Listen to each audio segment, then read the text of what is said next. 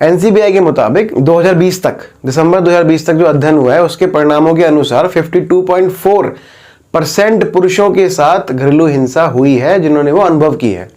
1000 में से 51.5% पुरुषों ने अपने जीवन काल में कम से कम एक बार तो घरेलू हिंसा का सामना किया ही है। अपनी पत्नियों या अपने अंतरंग साथियों के साथ घरेलू हिंसा का अनुभव किया है। जनवरी 2020 से लेके और दिसंबर 2020 तक 10.5% पुरुषों ने घरेलू हिंसा का अनुभव किया है। कोरोना काल में ये अनुभव ज़्यादा बढ़ गए।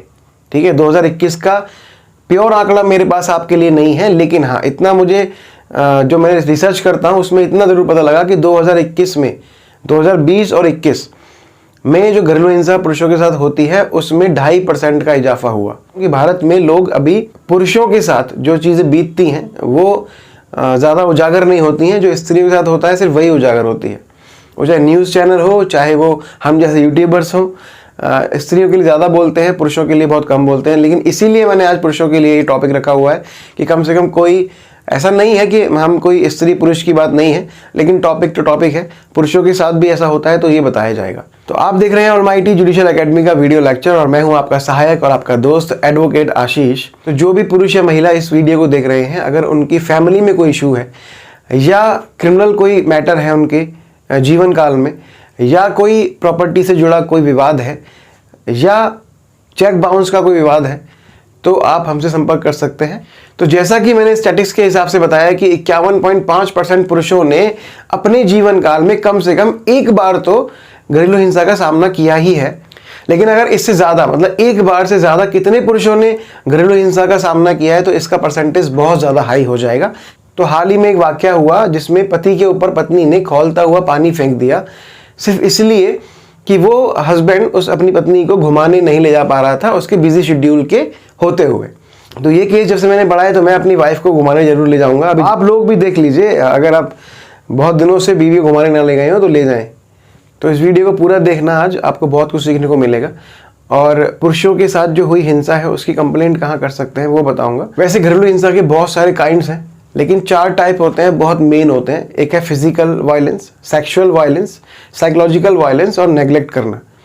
बीटिंग, बर्निंग, किकिंग, पंचिंग, मेमिंग और किलिंग एक्सेट्रा, ये सब फिजिकल वायलेंस में आता है। बिना कंसेंट से किया गया सेक्सुअल इंटरकोर्स या टच करना, किसी भी गुप्तांगों को या किसी भी अंग को टच करना, एनल सेक्स करना, ओरल सेक्स करना, या अपने अंगों का प्रदर्शन करके दूसरे को सेड्यूस करना, अश्लील वीडियो जैसे पॉन्स एटसेट्रा दिखाना, या इंटरकोर्स ना करना, या किसी भी बहाने से सेक्सुअल कंसेंट ना देना, ये भी घरेलू हिंसा में आता है।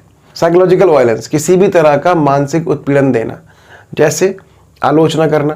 वैसे साइकोलॉजिकल वायलेंस में बहुत कुछ आता है, बहुत वाइड है ये, तो इसके लिए मैं आपको एक नया अलग वीडियो बना दूंगा। साइकोलॉजिकल वायलेंस के लिए एक अलग से वीडियो बना दूंगा। लेकिन हाँ, आपको अभी हिंट के लिए बता देता हूँ, जिसमें बता भी दिया मैंने, आपको आलोचना करना, अपेक्षा करना, आदर ना करना, आपका अपमान करना, सम्मान ना करना।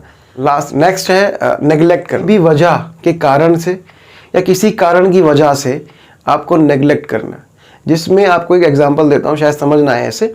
जैसे अगर लड़की के घर वाले आए या लड़की अपने घर जाए तो हस्बैंड को नेग्लेक्ट करना।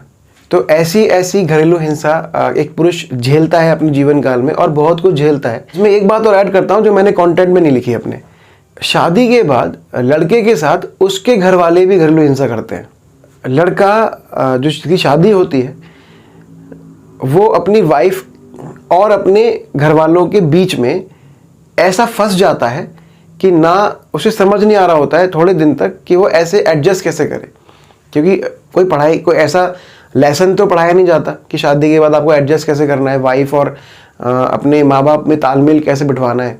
ठीक है, तो उस तालमेल की वजह से लड़ाइयाँ होती हैं। ठीक है, वाइफ से या फिर अपने घर वालों से। एक सर्वे के अनुसार भारत में बॉयज़ जिनकी शादी होती है वो अपनी पत्नी को खुश करने के लिए अपने माँ बाप से लड़ते हैं या अपने माँ बाप को खुश रखने के लिए अपनी पत्नी से लड़ते हैं। उन दोनों का सामंजस्य बिठाना बहुत मुश्किल हो जाता है। आजकल जो पारिवारिक लड़ाइयाँ हैं उनमें अगर गौर से देखा जाए तो हस्बैंड वाइफ या लड़का और माँ बाप की पर्सनल लड़ाइयाँ नहीं होती हैं, लड़ाइयाँ होती हैं उनकी वजह से।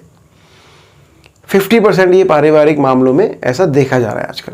तो घरेलू हिंसा ये भी है कि अगर आपकी शादी हुई है और आपको किसी को एक को खुश रखने के लिए दूसरे को कुछ कहना या सुनना पड़ रहा है, तो वो भी घरेलू हिंसा में आता है, क्योंकि आप तो फिर भी इनसिक्योर रहे ना।